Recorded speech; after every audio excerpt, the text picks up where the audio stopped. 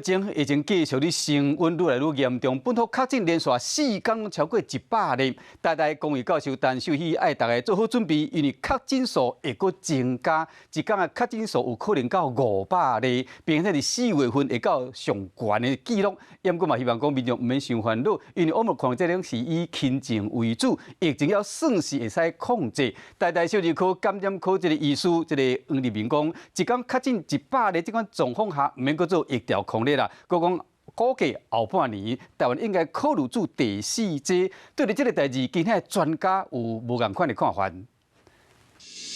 本土个案哪来哪严重？台大公卫专家陈秀熙就讲，未来一天确诊可能来到500例，而且伫咧4月中会是上侪人的时阵。有医师认为，一天超过500或者是1000，都要封城。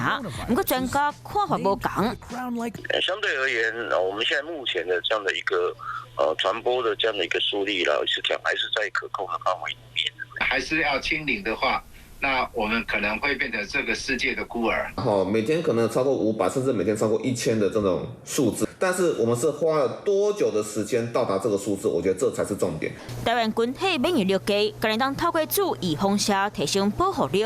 不过预防射会因为时间过总无效期，嘛出现注第4档的声音。60岁以上的确是可以考虑，万一次世代疫苗还是没有上市的话，那在下半年呢，准备在冬天前去做个施打，我觉得算是一个超前部署。目前来讲，我们暂时不考量，因为我们的4剂、第3剂都还没打完所以现在来谈一般的第4剂，而且第4剂大部分是针对高危险群来做。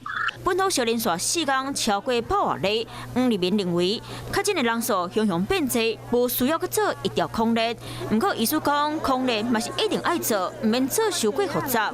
啊，防疫这条路免怎行？指挥中心得个想看卖咧。